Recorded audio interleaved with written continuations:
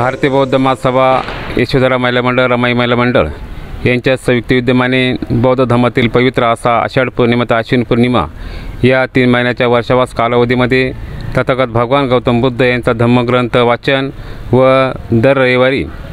मिलिंद प्रश्न, भारतीय संविधान, डॉक्टर बाबासाहेब आंबेडकर जीवनचरित्र, तथागत भगवान गौतम बुद्धांचं जीवनचरित्र, विविध महापुरुषांचं जीवनचरित्र, सामाजिक अशा विविध विषयांवर या ठिकाणी भारतीय बौद्ध महासभेच्या वतीने धम्मप्रवचन मालिका या ठिकाणी नालंदा बुद्धविहार या ठिकाणी राबवण्यात आली। या ठिकाणी राजवाडा परिसरामध्ये भारतीताई शेजवळ यांच्या वतीने भगवान गौतम बुद्धांचा धम्मग्रंथ वाचन राजवाडा बुद्धविहार या ठिकाणी घेण्यात आले। तसेच लासलगाव येथील नालंदा बुद्धविहार या ठिकाणी आरतीताई भालेराव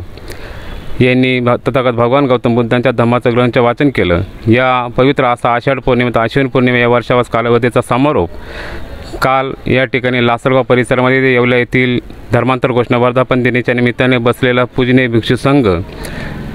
यांची धम्मशांती संदेश रॅली काढून संपूर्ण लासलगावमध्ये एक तथागत भगवान गौतम बुद्धांचा शांतीचा, मध्यम आणि